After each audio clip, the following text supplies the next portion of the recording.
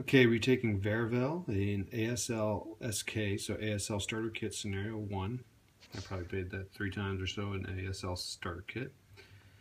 I've got it mirrored over here. There's the board. I've built the board. And we're going to try to play it here. So the U.S. force consists of these 3 y'all who start on the board. I'm going to start them out without an HQ. I took one of the HQs away because at game start, the way using the troops, the U.S. has more points than the Germans. And the Germans are kind of at a disadvantage attacking, so they really should be a little less, or a little bit more, but so I took one of the HQs out. So I'm going to let these guys operate, saying the CO has got like, I don't know, I'm going to start out with a -2. The CO's off board, and I let them command them off board, so like at an 8, because the CO is a 10. So the U.S. force is here. That's the U.S. CO. That's the HQ I'm not going to use. These 3 all come in on the first turn. Nope. First turn on the north edge, which is here. So I have 3 more squads and an HQ coming on here. I may bring in the CO at that time as well. Turn 2, the U.S. gets 2 more along the north edge, and then on turn 3, 3 more along the north edge. So they can come in these fields. The Germans start off board. The Germans will start in the first turn, and they'll start with initiative. They'll start the first turn. They'll come in along the east edge. I'm thinking I'll bring them here. Turn 1, they also get these guys coming in with 3 stands and an HQ coming along on the west edge. I'm thinking I'm going to have them come in over there.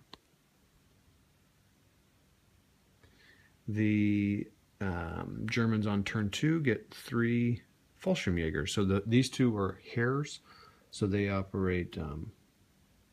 They have some restrictions on like assault and all that. Where I have 3 Fallschirmjägers coming along the east edge in turn 2, and 2 Fallschirmjägers coming along the west edge in turn 3. That's that. The single trees here in the middle of the board, so there, and these 2 are orchards, so they don't offer protection while you're in it. They do offer a little bit of visibility if it goes through there. Reduces the chance to hit to a 5 and a 6. The fields do the same thing. Any shots through it, 5 and a 6. These are woods, so these troops can only see 10 centimeters through this, and they can only see 5 centimeters through this. This offers protection of 5 and 6. All the buildings are protection. You hit on a 5 or 6. No, you hit on a 6, and you save on a 5+. The objective is the U.S. has to have no good order Germans in this, and this house. Otherwise, it's a German, like a minor victory. I think that's that. We'll get started. All right, into turn 1. These, they're not pioneers. They're just the first Germans that came on. Took 4 hits and were suppressed as soon as they entered, fired on by these guys. But then these guys turned around to go in the building, and they were 2 shots and suppressed by these guys, so they did not make it into the building. The Germans lost a unit that had stationed here to cover the northern entry of the U.S., and these guys all fired on him.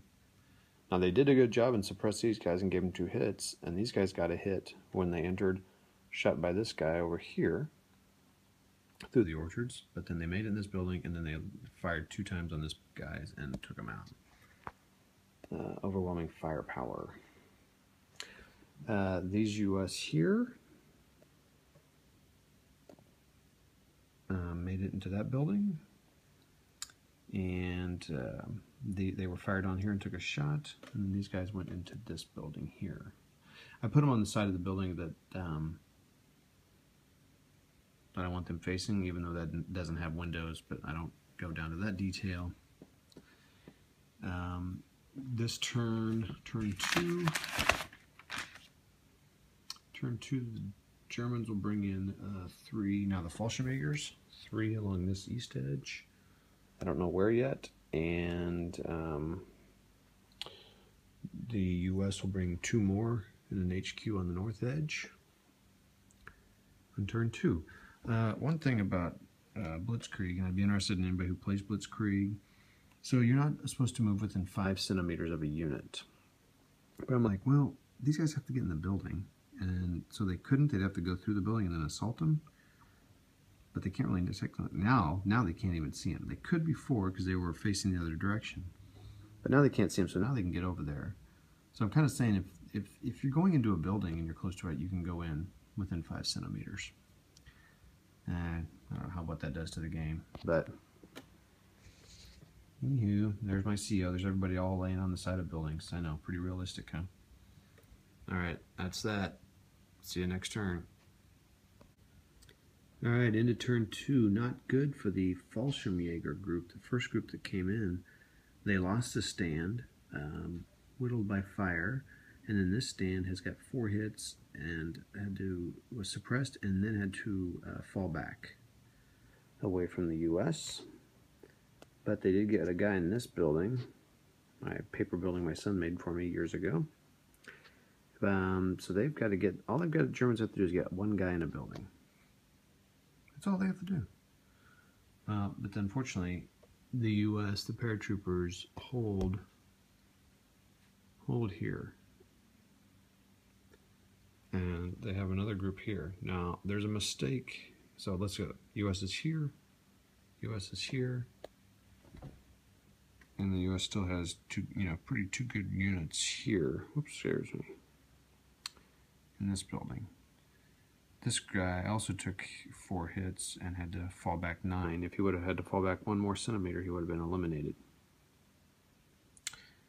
This guy here has been doing yeoman's work, as it were, with his suppression fire. He put 4 hits on this guy. I didn't even think about it. I just ran him across, and they're like, oh, I was like, ah, dang it. 4 hits and was suppressed there in the middle. Unfortunately, they have op fired, so they have no initiative fire. Otherwise, they could have fired on them. That's the problem with doing op fire. If you do op fire, you get -1 to your command value, and you cannot do any initiative fire or move or assaults. Now, here's a problem. See these Americans back here? I've got 2 units of Fallschirmjägers coming in on anywhere on the east edge. So guess what I'm going to do? I'm going to close assault into the flank 2 of these guys. Nothing they can do about it. They can't see me. That's a good, I don't know. You're supposed to be able to, for initiative, you're supposed to be able to see them, but I'm not doing this on initiative. I'm doing it on their command. Oh boy. Eh boy.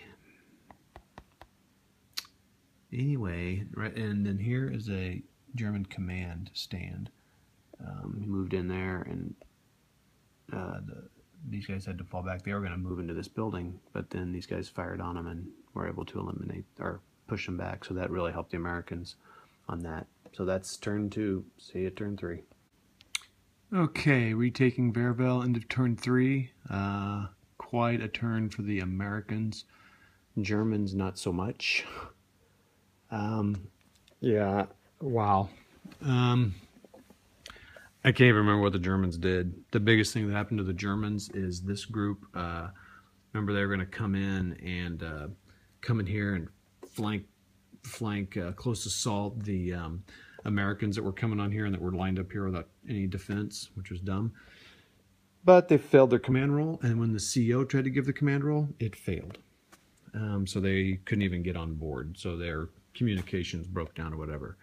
But the Americans, holy moly cow, jolly guacamole, they rolled 3 bonus command rolls. I suddenly forgot the name of it, but when you roll a double 1 on command roll, that means you get 2 commands. I rolled it 3 times in this one turn. I also rolled a blunder. Because when you're playing with the, you gotta pay the devil, whatever. Let's see what happened. I mean, so these guys, because I think they got 2 of these.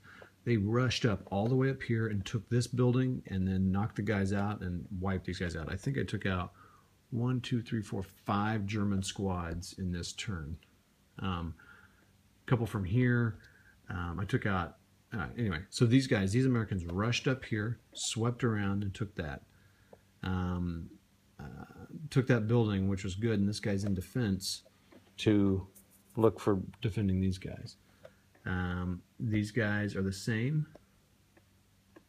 They're facing this position, so I got 2 units facing this position, and I actually have 3. He's actually facing it as well. So I got 3 squads facing all over here to defend it. Though I would probably still be tempted to bring the Germans over here. But they, okay, anyway. So they took that. They finally got some Americans here to kind of solidify that building. These guys, now this guy emptied out because he close assaulted a CO here, which was dumb because, sort of dumb. But then he was able to command back and go over here, and then I blundered and close assaulted another. Okay, so here's what happened. So I took out a HQ, I took out a CO with both close assaults. They both had to evacuate off the board this way, thus knocking them out of the game. They can come back the next game with a -1 on their command, so he would be an 8 and he would be a 7. This commander, HQ, I'm sorry, HQ for the Germans is